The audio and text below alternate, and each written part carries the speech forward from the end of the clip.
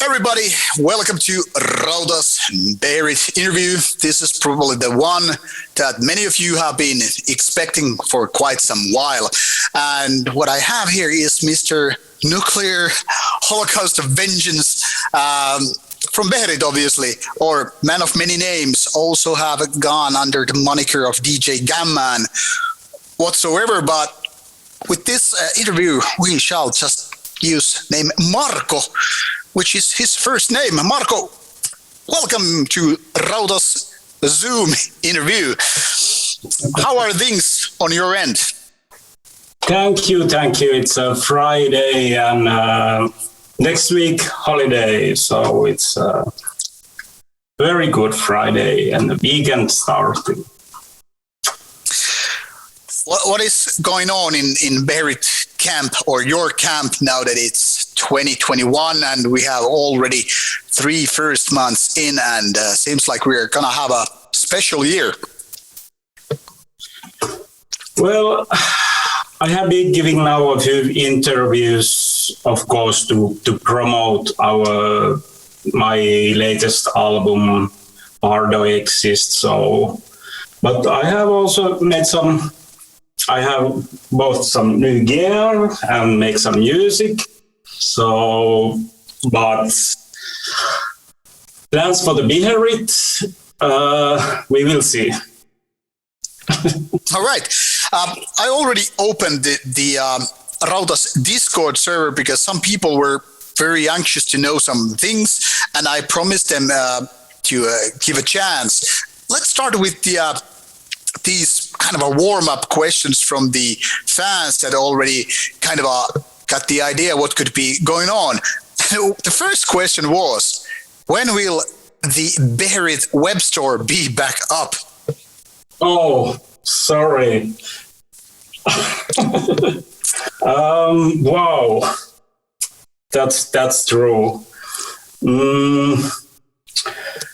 I try to make some quick, like a 1 week period that the shop is open, but because that's not my main job, like it's just some extra, because some labels, when they make the represses, they send the free copies. So I have a lot of t-shirts and CDs, albums, so I have to somehow try to sell those. But there is this lockdown restrictions. It's very hard to ship some parts of the world, and it's very, very expensive, I found. It used to be a lot cheaper to post the records overseas, but now it's like that and it takes a lot of time to print all those packaging slips and so. But I try to make probably next month, before the summer, I promise. All right. Now, with that first question to do the warm-up, let's talk about your latest album, Bardo Exists, which came here as well. We talked with you already in 2020, the last few weeks, about this possibility to do the interview, but also about your latest album, which then, to my surprise, featured 2 CDs. And what's the story with these 2 CDs? I mean, they're a little bit different, but not that different. What's the story of splitting up the music, so to speak? I compiled this album in a different way that I used to work before. Before I made always a song, make it as much as ready as possible, and then move to the next song, the next song, and next song. But this time I started to compile the album. I had already in the beginning, I had 25 tracks there. So this made that those all tracks and channels are in the same session. So it made possible that I can now construct new structures from different parts of those different songs and mix those together. And this bonus track, which I think it's 23 minutes, I think it was. So it's one example. So the sounds are from the original album. Of course, there is some elements at those, like the live guitars and some deep singing bowls and some added layers. But that was like, I told this idea to Sami on a cult, and he was interested about, because I wanted to, agreement when I wrote it down, that I want to have, that I can release this kind of remixes and in my own YouTube channel later, and also Sami was interested about this idea. So yeah. People have always been like figuring out like how this metal band, this veteran black metal band coming from northern parts of Finland, how it already changed to electronic music, then came back to do a metal album, and now then again, without prior warning, came back as an electronic release, which then turned out to be really, really dark and very ambient-like. How has your work patterns changed with different albums and approach? I mean, you mentioned that this style to create this album was different, but do you have to get into a different mindset to work with different kind of music? Yeah, of course, it has changed a lot. Those early times, 30 years ago, when we started Beherit, the Out of Black Blood recordings, or even the demo recordings before that 4-tracker. I'm still not very good player, but even on Drawing Down the Moon, so it's a lot about the equipments, but it's also a lot about like how can I say, the spirit. Because in the very beginning, it was very clear to be the most brutal band on earth. But now, when we are getting older, it doesn't fit so much about, because my daily life is quite boring. Actually, I work in IT, cybersecurity, and so then having a band that manifest is the most brutal band in the world, so it didn't sound so good. So I came this that I want to create the darkest music on earth, a little bit changed to the original idea, but still something new, experimental. Of course, I would have gone with the Pardoxes to the more minimalistic, even to very dark, droning, like not much happening, or very, very much more darker. But I wanted to still make the album that fits the discography of the earlier Beherit releases, like those in the middle 90s. I've always been curious, and this is probably something that have been explained many times during different interviews and all that stuff. But I mean, Beherit started as a real band, not a solo project. So how did the other guys react when you were like, okay, that's it. I'm not gonna do metal anymore. I'm gonna just use the same name. But now we, instead of, electric guitars, distorted guitars and all that stuff, drums, we're just gonna do electronic music. How is that? How that resonates with your ex-band members? I didn't ask. So I think that was. I was just moved to Helsinki in late 1993. And the recordings of H418 was, I think it was next year, if I remember correctly, I'm not sure. But I didn't make any decision that this will be electronic album. I was still like that. If I find good members to the band, because the ex-members was in middle Finland in Kuopio city, and the first members was still living in Rovaniemi. So, but I didn't know that much musician in Helsinki at that time. And Riku, the boss from Spine, found out that let's make the Beherit album, and he the one studio and the J reset from the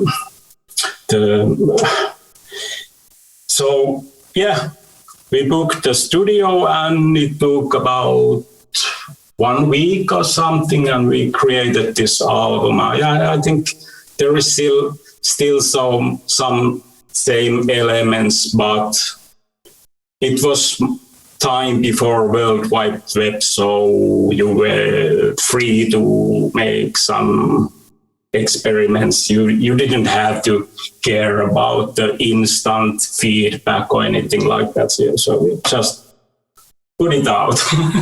Do you think that was kind of a easier era for bands? I mean, like you mentioned, back then you wouldn't have this kind of a fan commentary on social media pages like, hey, why are you changing style? Or your new track is premiering and it's very different in style. Do you think it was easier without any kind of pressure from labels to fans to promoters to just do what the hell you want, instead of nowadays when everybody's just, bombing you with questions and accusations like, why don't you make another drawing down the moon and all that stuff? Yeah.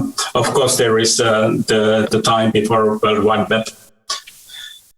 We had our channels like tape trading and fan signs and things like that, but it was so much slower to get the information and get the name. But I think it was better time for creative minds, because nowadays you are too aware to,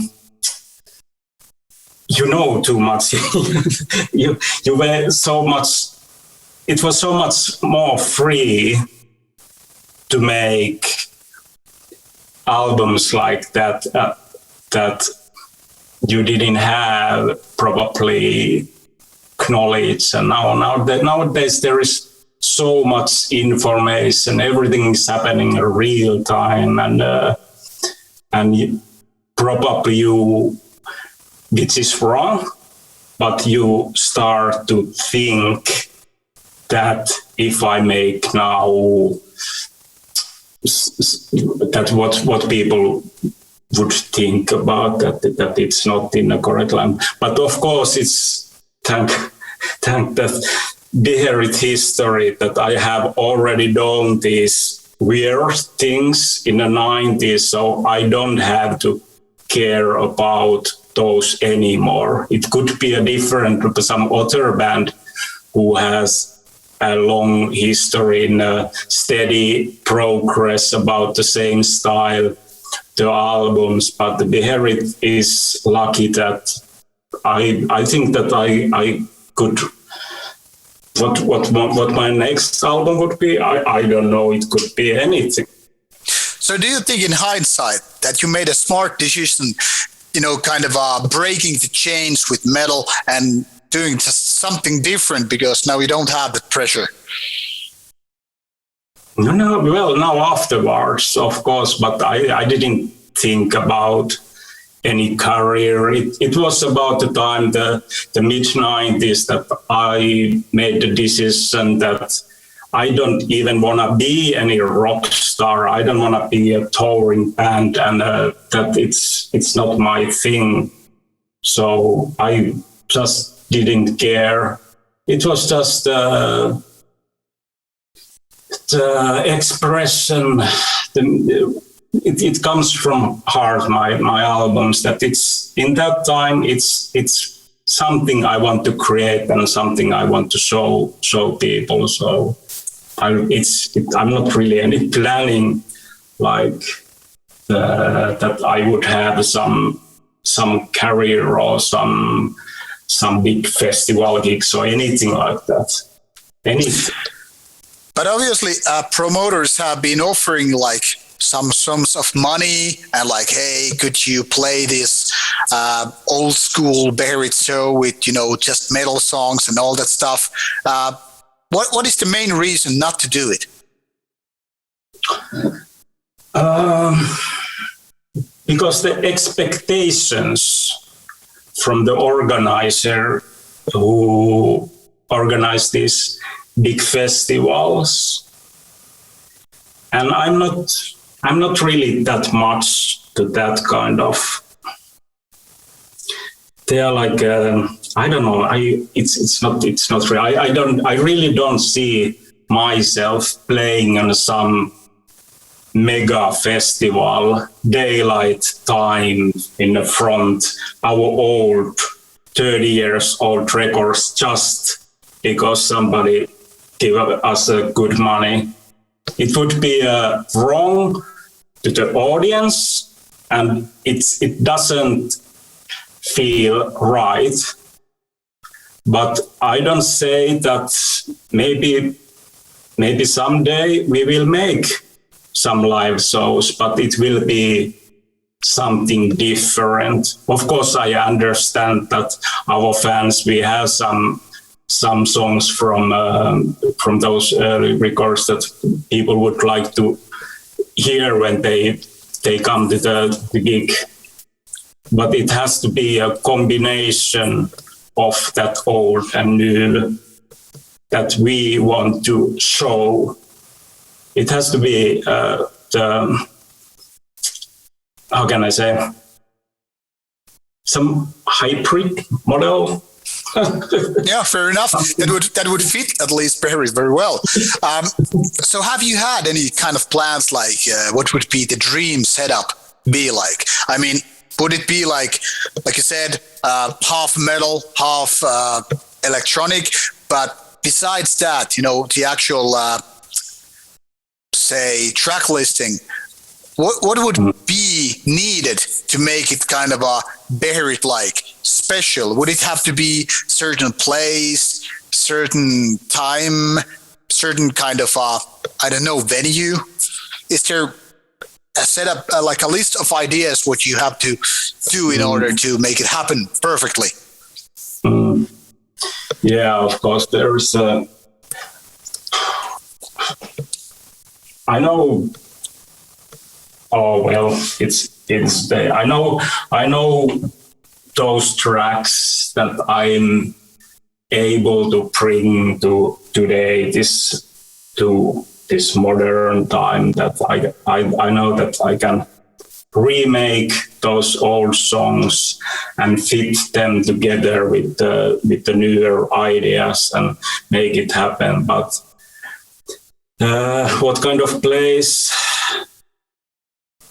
I don't know how big the audience. I don't need the big audience. It would be better. There could be, but it's in the ideal level, and it's good to think about this and plan, but not in a hurry. But of course, we have a chat room with the members, old members, and which were in England. So yeah, sometimes some weekends we are throwing some ideas that what could be that, and but of course families, everybody has a day job and like the daily life, so it's not that easy to go to touring some Brazil or something like. It needs a time and good planning in that way, that very much before. But I can say that at the moment we don't have any plans. There was a quite good chance to one happening later this year, 2021, but I didn't want to take any risk that this pandemic lockdown will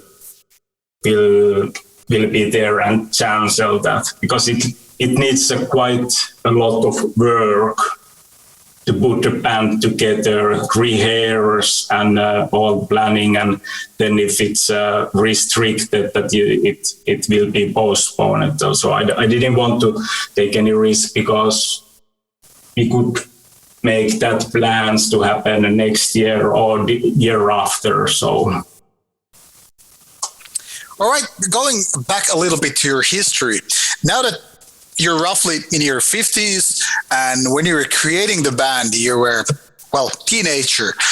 So how do you feel nowadays when you just listen to your early material or think about those days? Like, how different is the life of Marko compared to those days, and how much you could relate to those early years if you had to play those songs on stage? Of course, it's a different person in many ways. Like, teenage years and those first Beherit years, because then it was 24/7 being the evil guy. Okay, I have been always like a very polite, but I mean that the mentality was everything what you do was like true black metal, true everything, and no wimps, fuck posers, and it was many years like that.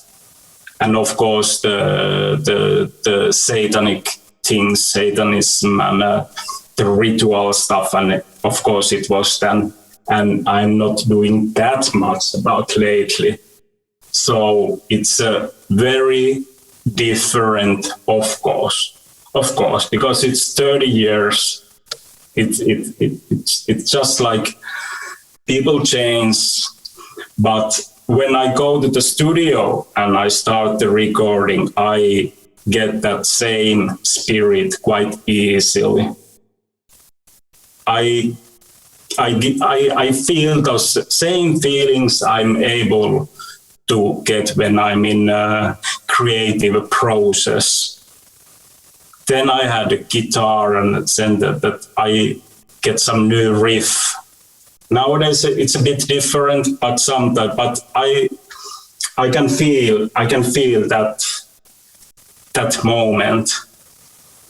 It's there. It's somewhere still there. I'm able to get into the music of Beherit.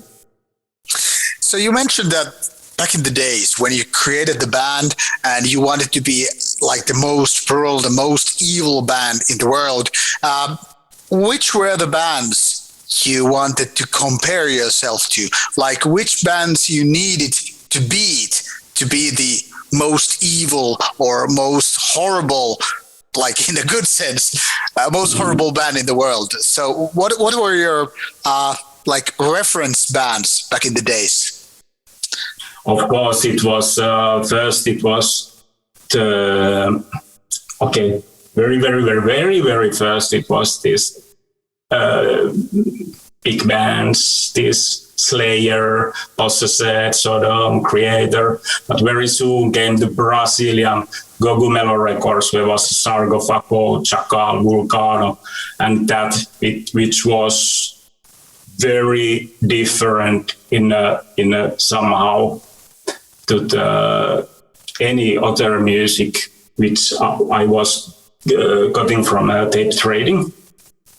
But then, of course, after Sarcophago came Blasphemy. So the Blasphemy, Blood Upon the Altar, when we first hear the tape from which was sent from the Ludo Evil. So that was like, it was so big bomb, like to, it was so brutal. And I think you can easily hear the influence the influence of blasphemy in Beherit music. Like we were total blasphemy worshippers. Yeah. But then you started to change and create more different ideas, and eventually becoming this Finnish pioneer band of Finnish black metal, which you probably didn't even realize back in the days. I mean, because like I said, lack of communications, you couldn't figure out what bands were doing, but you were pioneering and there was nobody basically to compare your music to. And when you learn about it later on that you were one of the first ones, can you remember how did it made you feel, or how does it make you feel nowadays that you were there to kind of define what could be called as a Finnish black metal sound? Mm-hmm. Yeah, it was very different in that time because the Out of Black Blood, which was kind of bootleg in that way, but I don't know how much it has sold, but like a Drawing Down the Moon, it wasn't very famous in that time when it was released. Like, I think it came years later about that people started to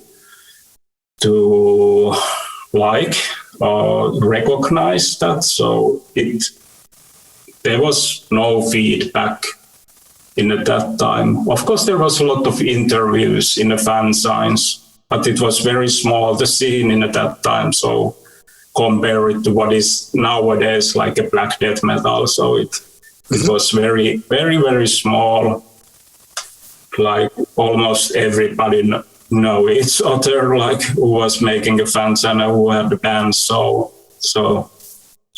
it's very hard to compare and yeah, it was just like the Mayhem, Emperor, Bursum, like we were just young bands, like, and we liked it to play that kind of music, and we all, so this cult and this the famous and this, it has come so much later. You couldn't even imagine in the 90s that you would have a black metal band on some big festivals where it was big sales and like, I'm not mentioning any band names, but I think they probably make good profits already. So it's like a big business. Talking about the business, black metal has been criticized inside the black metal scene, as well as probably outsiders, that bands maybe do commercial decisions, and so many bands got like accused of embracing more commercial sound, like as it was a big crime to make a certain kind of a career with the metal music, whereas other bands, I mean, whether we're talking about old school heavy metal bands, thrash metal bands, even death metal bands, and many kinds of metal bands were totally okay, touring and making album sales, having party of their life, becoming these, rock stars. But black metal was kind of always like, hey, you cannot do that, or you're a sellout, you're a poser, or whatever. What's your view? What are your thoughts about it? Like, why it was about that? Didn't Satan love money and fame, or was there something like you would sacrifice your philosophy if you're making something out of it? I don't know. I think that's it's not only about the black metal. I think it's underground mentality in general. It's in every punk or there is an underground. It's like all the major bands are like posers and they are not true. I think that's the mentality in every musical That's my opinion, and I don't. Of course, yeah. Some names come to mind: Field, and some other names later. But I didn't care. Maybe I'm different in that way because I was working in a record shop. I had to sell those records. Mm-hmm. I could be a good, bad salesperson if I would deny that I don't sell you these records. It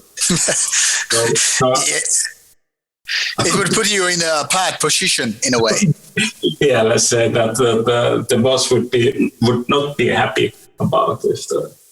So, and it was already the mid 90s, late 90s. So I wasn't that. I didn't have that big feelings about the what is true black metal or what is false, and so I didn't care anymore. So, do you think that's a more or less phenomenon of younger people who are trying to, find their place in the world? Like, who is the biggest badass in the scene? Who is there to set rules? And the older ones are like, fuck, I don't even care. Yeah, I don't know. I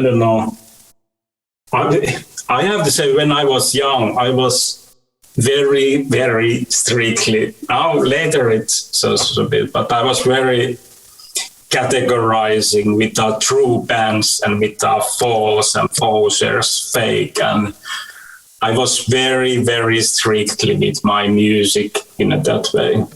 Even at the same time, I was no problem to listen Kim Wilde and other pop music, but in black metal, I was like that. So then later, I care much more about that if it's a real, if it's not a fake. Yeah, I don't know.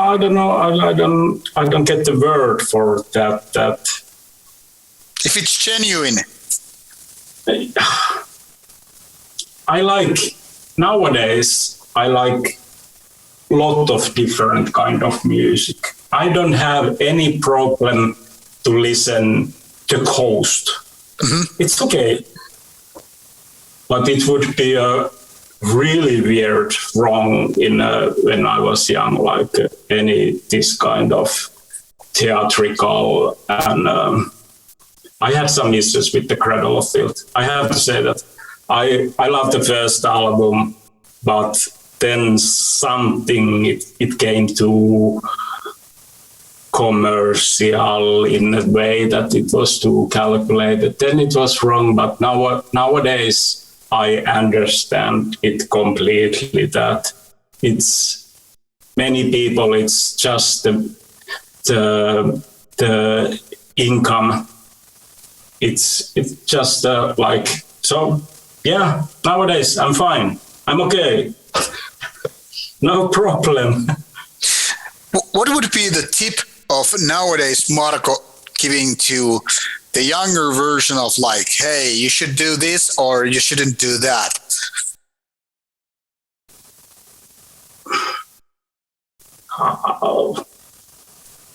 I don't regret any of my doings. Like, everything what I have done, everything what I have released, even those code wolf and weird process, it's just part of me. It is what I'm nowadays. So well done.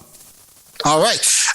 Once again, taking a little bit of a jump to the Discord side here on Rauta, there were a couple of questions which people wanted to ask. And this applies, I guess, both to your electronic side as well as your metal side.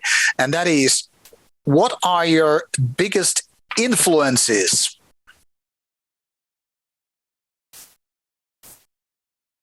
Honor Rocks.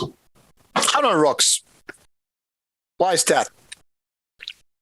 Because that was my first vinyl record I bought my own money, and I was listening at my grandmother's place when I was young. So does it, or did it influence both your metal side as well as the electronic side? The music. Music in general. Yes, Self-Distraction Blues on a old vinyl record player. So I was listening, and there was some sinister, something like really that made me feel that I want to archive something like that. But of course, then came this. But that was the first. I think that was the first experience of music. I don't count like what they play in a kindergarten or what my parents played in Jamppa Tuominen or something. Now later I have much respect to Jamppa Tuominen and the old Finnish great artists. So, but in at that time, the Hanoi Rocks was the very, very first which inspired me to that I want also the electric guitar. Have you ever considered the possibility to invite living Hanoi Rocks members to, collaborate with Beherit music? No. Would it be too much? Too much. All right. There was another rather interesting question going back to the history. And that is, I'm going to read it right here.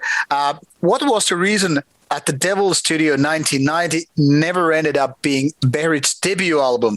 I've read the explanations, one being that you guys used the money Turbo Records gave you to record an album on booze.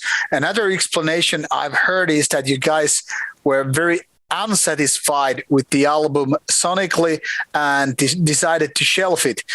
Can you clear up what was the actual reason, if you remember, and how do you look back on this album now that it has been released a few decades later?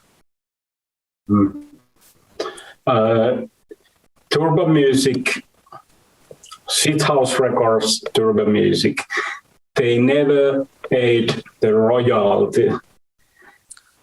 We got one package of very small dollar bills, and it was maximum $100 in that box, which we shared for 3 persons. So they never sent us any studio budget or anything like that.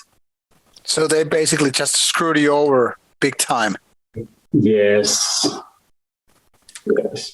We never got any royalty from there or any budget. So it was what we were young. So and at the Devil Studio, the album recording, it was made in one day, but somehow I wasn't happy that I started to that it's not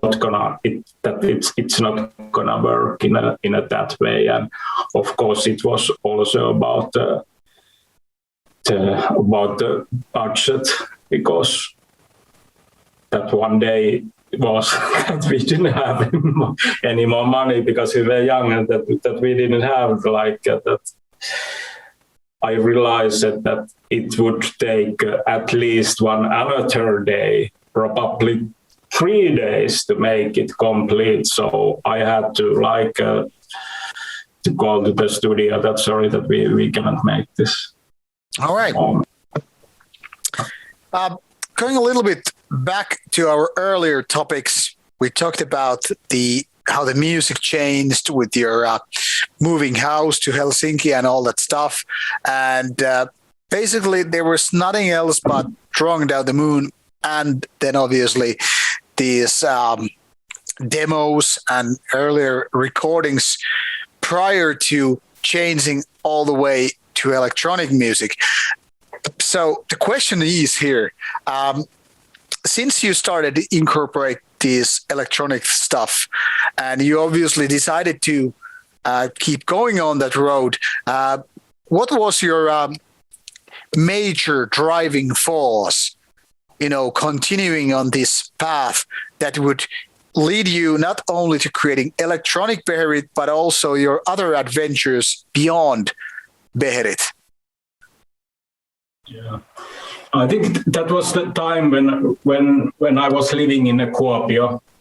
Very much the same time we recorded the Drawing Down the Moon. I got very interested deeply to the hardcore techno by the Damones Hoffi.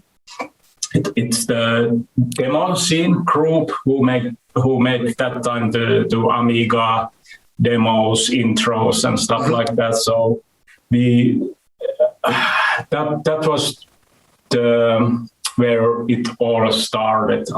Actually, I think some German hardcore techno, C-Tank. Of course, there was before the GGF8, Slybach, Skinny Puppy Ministry, and the bigger. But that was the first time I heard the underground techno, and it was very cold, like almost only drum machines, no melodies, no, just like a hard banging, and it sounded something that I wasn't hear that kind of sound before. So I started to buy techno 12-inch maxis, and of course very soon came that we want to organize the rave house parties where play just hardcore techno full of smoke, strobes and stuff. And I think that's where it started. And yeah, mostly it was hardcore techno, but then I got interested soon about the Detroit acid and also the more experimental side and the psychic TV and things like that. It was new and it was more near when I didn't have a band anymore. So it was in that way the natural for me to continue with the electronics, because I was able to make tracks in my home with the sampler, and that yeah, it was very natural in that time, and it was yeah. At what point you decided to leave all these satanic things behind? Like, which came first, the change from metal music to electronic music, or to just, step away from these kind of thoughts, which were kind of an essential part of black metal music?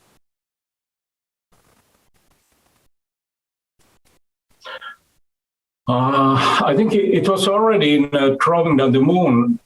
At that time, there was some rituals. It was Pagan. I was very interested about Odinis and Edda, Asatru, and different kind of, because I have always been very agnostic in that way, that I was looking for an answer.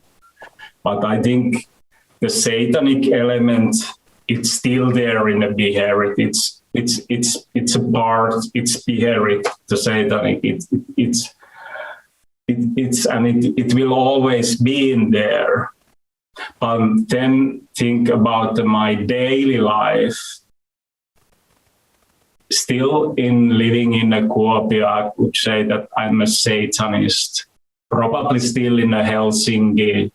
The recording of those first two electrons, I think I felt that Satanist. I think it comes probably from some psychedelics or something that opened my mind, that I started to think about the deeper and go to other level in a activist manner. To, how can I say that? The mid-90s was very, very interesting times. A lot of things happened. You also had your side adventures with Beherit. I mean, you had your DJ Gamma things going on, but you also created Suuri Shamani, which roughly translates as the big shaman in English, and it's dark ambient, not electronic musics like techno, nor this kind of electronic music that you did with Beherit. So how did these two things came to be, DJ Gamma and Suuri Shamani? How did they happen when you already had Beherit doing electronic music? They were still very different compared to Beherit. All the Beherit albums, I think they are really, really Beherit. But my other projects like Suuri, the Great Shamani, it's not Beherit. It doesn't sound Beherit. I didn't have a Beherit feeling when I was recording. It was made for the DJ tools to my DJ gigs in the experimental music. And all those stuff I made with DJ Ender for the function recordings and the sound and ground connections. So they were done in a different mindset. So it was easily like it was totally different kind of projects. Those. Some mean people have said that nobody would give a shit about Suuri Shamani if it wasn't a Beherit side project. And for me, I dare to say it's even more interesting than most Beherit stuff right there. And I know it's a kind of a weird thing to say, but I mean, I personally am a fanatic of, very minimalist, dark ambient. And I have been hoping that there would be a kind of a continuation to that. But do you see that's the end of it? Or will there be more Suuri Shamani stuff later on? The return. Yeah. Suuri Shamanin paluu. Yeah. Could there be? Yeah. Maybe. You will see. Can we invoke the spirit? Yeah. Actually, I have this is my latest toy. This.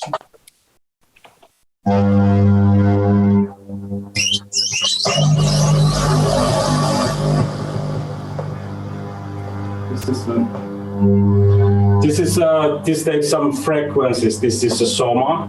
Mm-hmm. I don't know what's this. This takes some electric fields like. You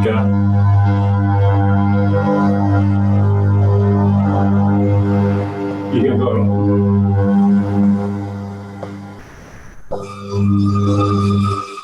It's very nice. Very nice. All right, that sounds almost like an album in the making. I don't know if you hear that. Yeah, I can hear it, and it's nice. Yeah, because it's quite late already, so my neighbors. Yeah, all right. So there is at least a possibility to get that kind of music later on. Yeah. But But who knows? Yeah, who knows? And it's not so commercial or no. So it's nowadays, because you can release the music so easily in electronic channels, and so yeah, why not? Well, since you have been exploring different scenes, you've been into techno, you've been into metal, you've seen the dark ambient side. How different are the people in different scenes? How much are they ignoring or welcoming you because of your other adventures in different scenes? Can you tell any experiences?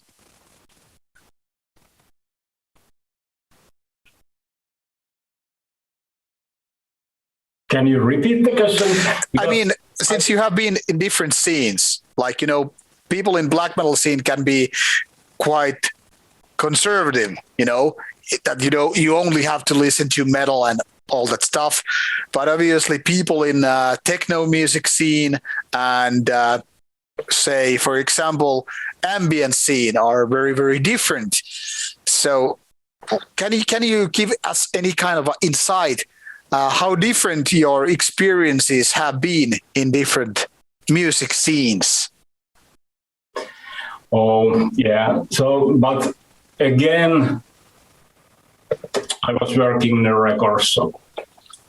So working in a record store, I think it's a different story then, because every day we were listening everything from punk, techno, death metal, thrash beat, all kind of alternative music. So it was very natural in that way that people saw me as the worker in a record store. That it was that was my job to be in the same time in a DJ gig and some warehouse after party or something, and the next day go to the metal gigs. And it was very natural. And of course, there is some difference, perhaps, at least in the 90s. But now, lately, when we are much more older, I think I don't see any difference between the techno people and the metal people in that way. Like, we are pretty adult, so that the communication is pretty much the normal in that way. So. All right. Let's talk a little bit about Marko Laiho as a person, like the person without any music attachments. At some point, you went into Buddhism, and not in a very light way. It's not like, okay, I was just, meditating once a year or anything like that, but you went quite deep into that. You already traveled to faraway lands. How did that happen? What drove you into that direction?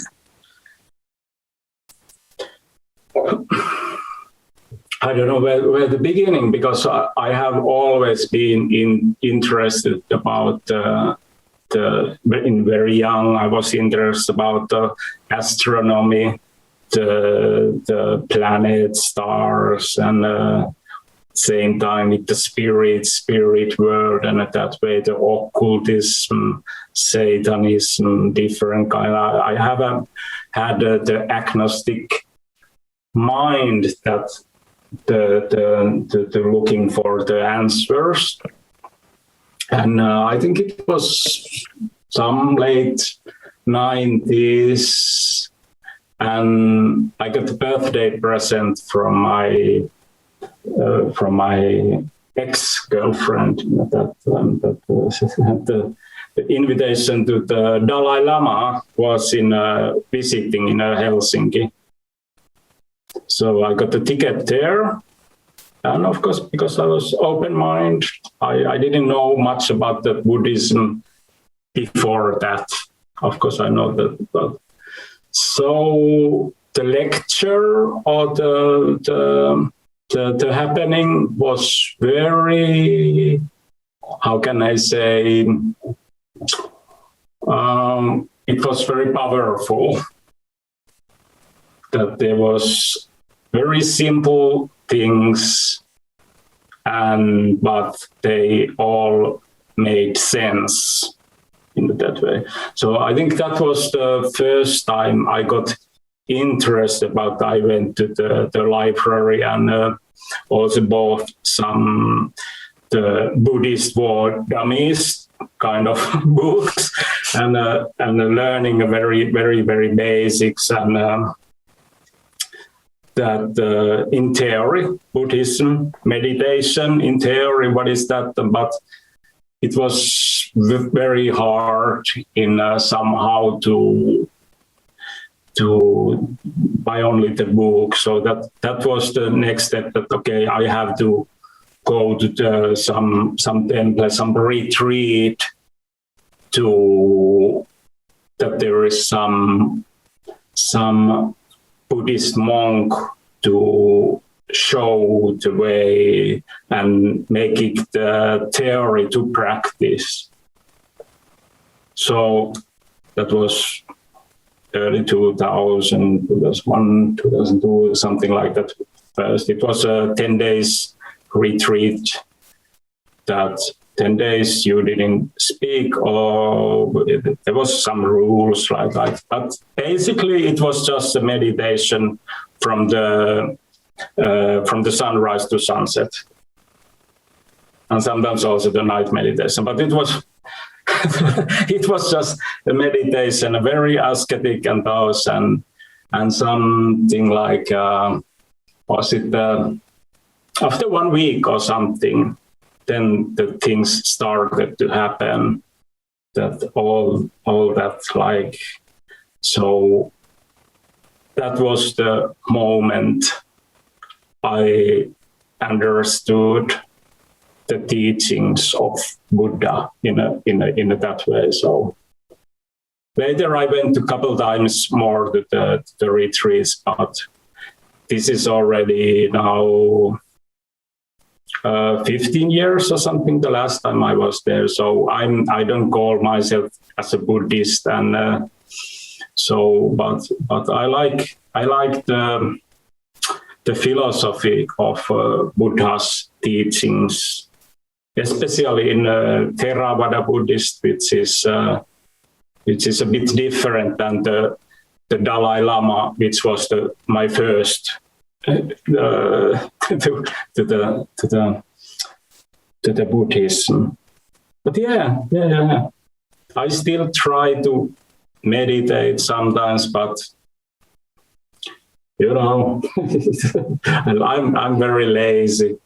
I'm very lazy to do things, so I rather maybe open the TV or watch the Netflix or something like that. But which were the most important teachings in Buddhism that you've kept in your life? I mean, are there like a teaching or two which you still to this day hold above the rest? That the life is suffering. Like the basic rule in Buddhism, which probably a lot of people do. Yes. To understand the life is, the true nature of life is suffering. That's the basis. So, and I'm very dystopian person myself. I love dystopian skiffy, and so I love the idea that the life is pain, life is suffering, and you should not love life. Okay, now that you mentioned this dystopian love of yours, then complemented by Buddhism, and that you mentioned early on that you work in cyber security in IT field. is there a pattern here?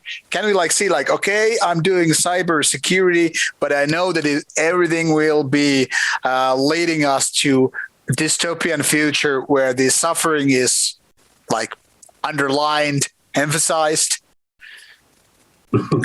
Are you an advocate to that kind of a story? Yeah, maybe there is some link. I don't know. I really don't know. But yeah, because it comes to, of course, there comes to this. This is not the last virus what we have at the moment. There will become much more worse. There's pollution. There is. They're gonna be. I don't see any. I see the future of this planet pretty dark, actually. So, and most of the things happen also in a digital world, and this ransomware and this, and the identity of the people is lost. And but well, that's just my job. I do that. It's not mine. I love that. I love to doing the IT works, but. So, what is the positive drive in your life? Positive? The positive force. I love my dog. What kind of dog you have, by the way? First, I said I love my dog, and second, I said I love my wife. I love both of them.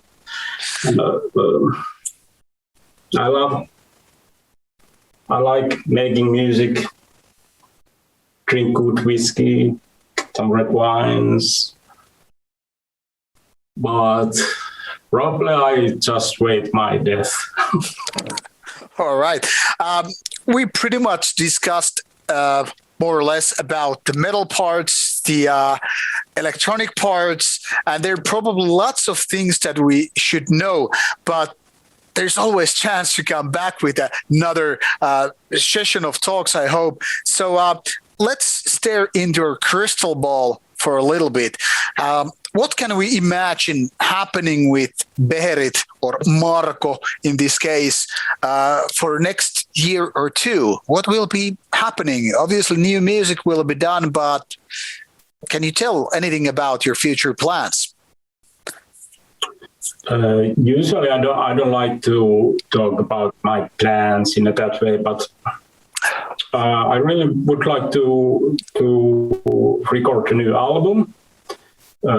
Perhaps now with other members, not myself alone, but of course it takes that these pandemic restrictions, lockdowns, this will get that we are able to work in the same room and stuff like that. So hopefully some new stuff coming out 2022 or year after. We don't have any deadlines, but yeah, I really would like to make a new Beherit record which is natural progress from the previous ones.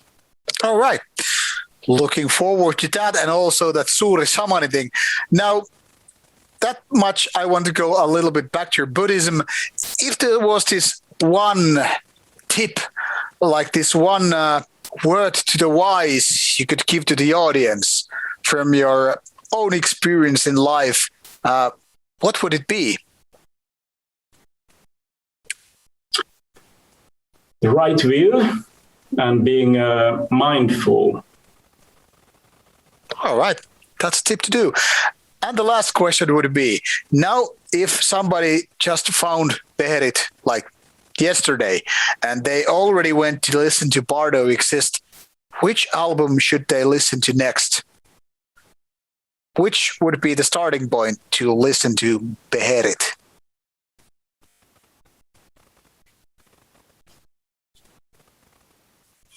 Drawing Down the Moon? Drawing Down the Moon it is. Thank you, Marko.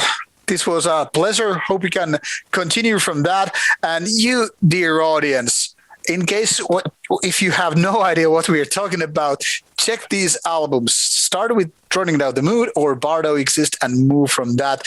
And I can strongly recommend personally also checking out that Suuri Shamani stuff. That might be even more a bigger surprise. But people, stay tuned for Beherit stuff coming your way. Something very legendary from Finland. So go and enjoy. And what can I say? Stay tuned for Rauta, and now it's time to say bye-bye.